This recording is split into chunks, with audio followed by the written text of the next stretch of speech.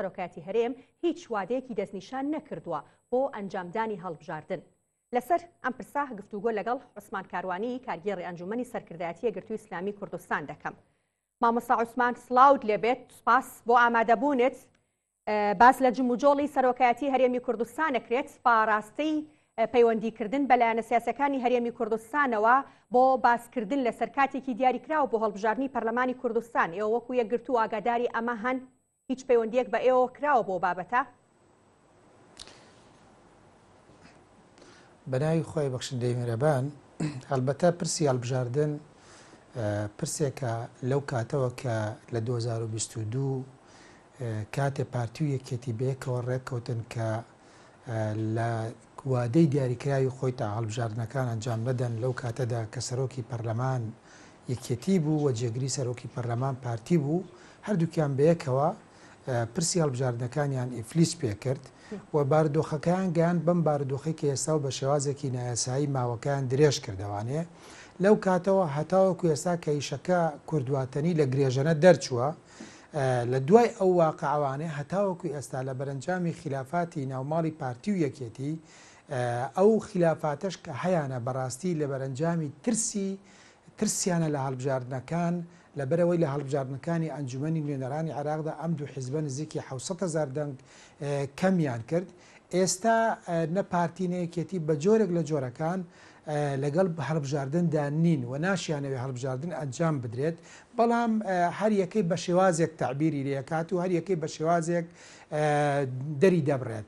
بۆیە ئەمە پرسێکە تایبەتە بە حەقی هاوڵاتیانەوانێ کە ئەم هەڵبژاردنە پەرلەمان کاتێک کە دەکرێت عەقدێکی کۆمەڵایەتیە لە نێوان هێز و لایەنە سیاسیەکان و هاوڵاتیان و هاونیشتیمانیاندا. بەڕاستی هیچ کەسێک مافی ئەوەی نییە لەوەی لە 4 ساڵ زیاتر ئەم ماوەیە درێژ بکاتەوانێ یا بە کەیفی خۆیان لە کاتێکا لە بەرژەوەندی حیزبەکان نەبوو ئیفلیجی بکەن. ئێستا ئەوان وێنە گەورەکە نابینن کاتێک کە ئەم مؤسسات و دەستگا نیشتیمانیانە پەکیان دەخرێت، کاتێک کە پەرلەمان نامێنێ حکوومەت دەبێتە ماوە بەسەرچوو، سەرۆکایەتی هەرێم دەبێتە ماوە بەسەرچوو و دام و دەستگا و مؤسسات هەمووی دەکەوێتە ژێر پرسیارەوە. هەموو بەرژەوەندێک گشتیەکان و پرۆژەی گشتی هەرێم دەکەوێتە ژێر پرسیاری جددیەوانەیە. بەڵام ئەمان گویان لەوە نییە لە کاتێکە ئەگەر بزانن هەڵبژاردنێک لەوەی کە زیانی هەیە بۆ پێگەی حیزبیان ئامادەن هەموو کوردستان بکەنە قوربانی پێگە حیزبیەکانی خۆیان. ئەمە کێشەکەی لە هەرێمی کوردستان و لە بەرەنجامی هەڵبژاردنەکاندا کە هەیە. باشە مامۆستا عوسمان، کەواتە من پرسیاری ئەوەم کرد، هیچ پرسێک بە ئێوە وەکو یەکگرتووی ئیسلامی کوردستان کراوە کە لەگەڵتان ڕێکەوتن بکرێت سەبارەت بە دیاریکردنی کاتێکی تر بۆ هەڵبژاردننی پەرلەمانی کوردستان؟ ئێمە پێمان وتن لە 2022 کاتێک کە باسی پرسی دواکەوتنی هەڵبژاردنەکان کرا ئەو کاتە پێمان وتن ئێمە لەگەڵی دانین دوا بکەوێت. دوای ئەوە کاتێک کە هێز و لایەنە سیاسەکان لە سەرۆکایەتی هەرێم بە ئامادەبوونی بلاسخات کۆبوونەوانێ، نوێنەری یەکگرتووی ئیسلامی کوردستان بە جددی تەکیدی کردەوە لەسەر ئەوەی کە ئابێ هەڵبژاردنەکان لە کاتی خۆیدا دیاری بکرێت. ئێستەیش لەم ماوەی ڕابردوودا بەڕاستی من پێم وانییە لەوەی کە پرسی بوێ سەرۆکایەتی هەرێم نەپێویستی بە کۆبوونەوەی لەگەڵ لایەنە سیاسیەکان، نەپێویستی بە تەلەفۆنکردنە بۆ لایەنە سیاسیەکان. ئەو تەنها ئیشکالیەتێکی هەیە لەگەڵ پارتی و یەکێتیە، لەگەڵ کەسی ترا ئیشکالیەتی نییە. هێز و لایەنە سیاسیەکانی تر لەگەڵ ئەنجامدانی هەڵبژاردنن. ئێمە وەکو یەکگرتووی ئیسلامی کوردستان ئیشکالێکمان نییە لەگەڵ هەڵبژاردندا. پرسمان پێ بکرێ یا پێ نەکرێ، ئێمە کێشەیەکمان نییە لەوەی کەوا وا دەکا کە دیاری ئەکرێ من پرسم پێ ئەسڵەن من پێویستم بە پرس پێکردن نییە لەبەر ئەوەی چونکە خۆم لەگەڵ ئەنجامدانی هەڵبژاردنام.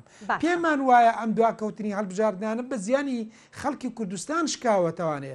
بۆیە ئەمەی کە ئێمە دەگەڕینەوە بۆ لایەنە سیاسیەکان و ئێمە کۆبوونەوە لەگەڵ لایەنە سیاسیەکان دەکەین و ئەمە هەمی بۆ ماتەڵەکردنە، بۆ خۆڵکردنە چاوی خەڵکە، بۆ کوشتنی کاتە، بۆ شەرعیەتدانە بە دواخستنەکەی خۆیان کە ئەسڵی کێشەکە کێشەی بینی پارتی و یەکێتیە.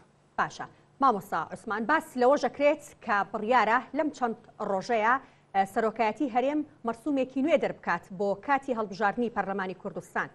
پێتان وایە ئەو مەرسومە دەربکرێت کاتی هەڵبژاردن بەم نزیکانە و لەم چەند ڕۆژەدا دیاری بکرێت؟ بەڵام من پێم وایە لەوەی کەوا بپێ ئەو زانیاریانەی کە هەیە سەرۆکایەتی هەرێم ئێستا لە هەوڵێکی جددیدایە بۆ ئەوەی کەوا بکات. بەڵام خۆ چوار جاری تریش لەوە پێش مەرسومی دەرکردووە سەرۆکایەتی هەرێم. گرنگ لە دەرکردنی مەرسومەکەدا نییە، گرنگ لەوەدایە ئایا دوای دەرکردنی مەرسومەکە فعلەن ئەم مەرسومەش ئیفلیجی پێ ناکەن، تووشی شەلەل نابێت، تووشی لە بارچوون نابێت، ئەم بڕیارەش تووشی حیاچوونێکی ترمان ناکات. یعنی بەڕاستی سەرۆکایەتی هەرێم ئەگەر نەتوانێت شتێکی ئاوا بەرێتە سەر، من نازانم یعنی ئێستا مانەوەیان بە ناوی سەرۆکایەتی هەرێمەوانێ چی شتێگەڵەگرێت. یعنی تۆ سیر بکە، تۆ 4 جار مەرسوم دەربکەیت، هەر 4 جارەکە پیا پارتی یا یەکێتی نێڵە مەرسومەکە جێبەجێ بکرێت. ئێستش بۆ جارێکی تر هەوڵ بدەیت مەرسوم دەربکەیتەوانێت، جارێکی تریش بۆ دەردە ببرێت. ئەمە بەڕاستی گاڵتەجاریە لە هەرێمەدا هەیە. گومانتان بۆچی لەوە هەیە؟ هیچ زانیاریەک هەیە کە جارێکی تر دوای دەرکردنی ئەم مەرسومە دیسان کێشە بۆ هەڵبژاردن دروست بکرێتەوە؟ ئێمە هیوادارین کێشە دروست نەکرێت، هیوادارین کێشە دروست نەکرێت، هیوادارین لەوەی کە مەرسوم دەرچوو بۆ ئەنجامدانی هەڵبژاردنەکان سەرجەم لایەنە سیاسیەکان بێنە سەرخەت و هەڵبژاردنەکان ئەنجام بدەن. ئەی خۆ هەر شتێک لە ڕابردوودا ڕوویدا بێ عەجایب نیە لە ئێستاشدا ڕوو بداتەوانێ. ئەی 4 جارەکەی پێشوو کاتێک کە مەرسوم دەرچوو بۆچی بەو دەردەبراکە ئێستا هەیە لە هەرێمی کوردستاندا؟ بۆیە بەڵێ هەمیشە گومانەکرێ لەوانە. ئەمانە وەکو مەلەوانە درۆزنەکەیان لێ بەسەر هاتووە لەوەیکەوە نازانی لەکوێدا ڕاستەکەن و لەکوێدا درۆکەن.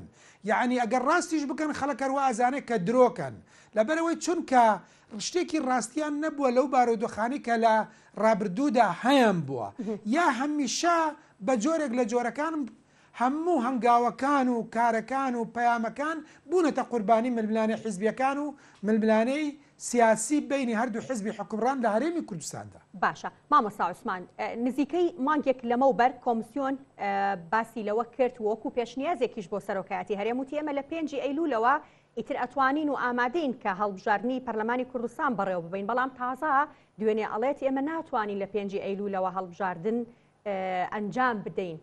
پێتان وایە چی ڕێگرێلەوەی کە کۆمسیۆن نەتوانێت هەڵبژاردن ئەنجام بدا دوای ئەوەی کە پێشتر مانگێک پێش ئێستا باسی لەوە کرد کە ئامادەن، و پێشتان وایە ئەم لێدوانی کۆمسیۆن ببێتە هۆی دواکەوتنی هەڵبژاردن؟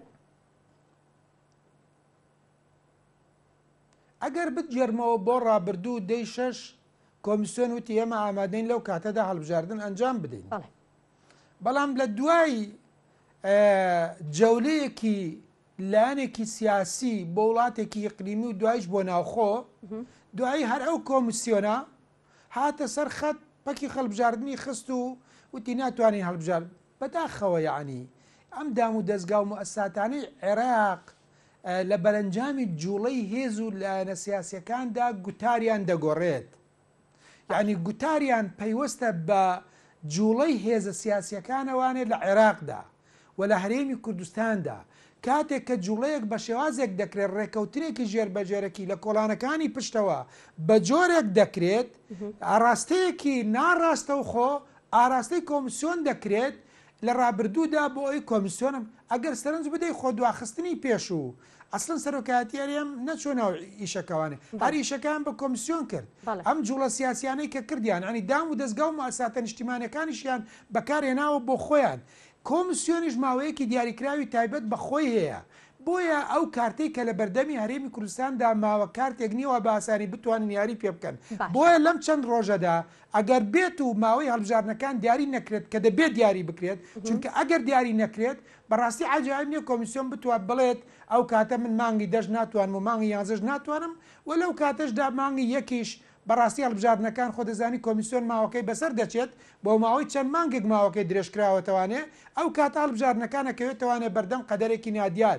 و ئێستاش بەرژەوەندی گشتی خەڵکی کوردستان و هەرێمەکەش واخوازێ هەڵبژاردن لەوە زیاتر دوانەکەوێت، چونکە مایە عیبەیەکی زۆر گەورەیە بۆم حیزبە حکومڕانانە ئاوا گاڵتە بە مقدرات و بە پرۆسەیەکی دیموکراسی و بەدام و دەستگا و مؤسساتی نیشتیمانیەکان لەم هەرێمەدا لە پێناوی بەرژەوەندی حیزبەکانی خۆیان. باشە ئەمە یەکگرتووی ئیسلامی کوردستانە داوای ئەنجامدانی هەڵبژاردنەکات لە کاتی خۆیان و گلەی و گازندەی هەیە لە دواکەوتنی هەڵبژاردن. کۆمەڵی دادگەری بە هەمان شێوەیەکێتی نیشتیمانی بە هەمان شێوە بزوتنەوەی گۆڕان حیزبەکانی تر هەمویان وا پیشان ئەدرێت کە ئەیانەوەی هەڵبژاردن لە کاتی خۆیان ئەنجام درێت. پارتی دیموکراتی کوردستانیش بە هەمان شێوە ئەمە 4 جار سەر لەلایەن سەرۆکایەتی هەرێمی کوردستانەوە کە ئەوانن مەرسومی تایبەتی بۆ کاتی ئەنجامدانی هەڵبژاردن دیاری ئەکەن. پێتان وایە کێیە و چییە ڕێگرە لە ئەنجام نەدانی هەڵبژاردن لەم کاتانی کە دیاری کراوە؟ ئەنجام نەدانی هەڵبژاردن ترسی هەردوو حیزبی حکومڕانە لە ئەنجامدانی هەڵبژاردن. ئەو ترسەیە کە هەڵبژاردنەکانی پەک خستووە، چونکە بە دڵنیایی ئەوانێ بە تایبەتی ئێستا لە هەرێمی کوردستاندا کە شێوازی هەڵبژاردنەکە گۆڕاوە و هاوڵاتیانی هەرێمی کوردستانیش تا ڕادەیەکی زۆر هۆشیار بوونەتەوانێ بە دڵنیاییەوە حیزبی قائد لە ناو پەرلەمانی کوردستاندا بۆ هەڵبژاردننی داهاتوو کۆتایی دێت. یعنی حیزبێک نامێنێت لە پەرلەمانی کوردستاندا زۆرینەی هەبێت و بتوانێت بە کەیفی خۆی مامەڵە بە مقدراتی ئەم میلەتەوە بکات. ئەمە بە دڵنیاییەوە کۆتایی دێت و هەردوو حیزبە حکومڕانەکەش بە دڵنیاییەوە هیچ کەسێکیان لەو ئاستەدا کورسی بەدەست ناهێنن بتوانن بە تەنیا حکوومەت پێک بهێن و مؤسساتی ئەم هەرێمە ڕێک بخەنەوانێ.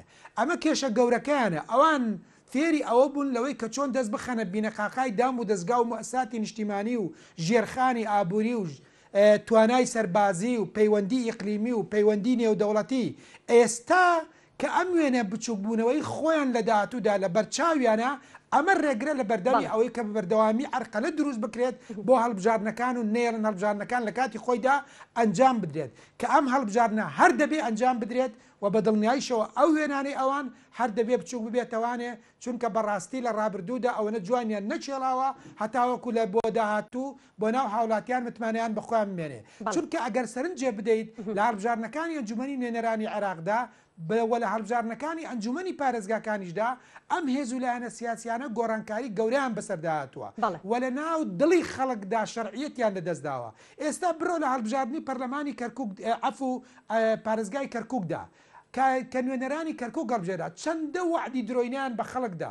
ئەوەتە ئێستا پارتیش و یەکێتیش لە ناو کەرکووکدا کە 8 کورسی کورتەیە یاری بە کورسیەکانی خۆیانەکەن لەگەڵ ئەم کوتلەی عەرەبی لەگەڵ ئەو کوتلەی تورکمانی لەگەڵ ئەو کوتلەی تر، بەڵام ئامادەنین بۆ خۆیان یەک بکەون لە بینی خۆیاندا. ئەمە مقدراتی ئەم میلەتەیە کە کەوتۆتە دەستی ئەمان.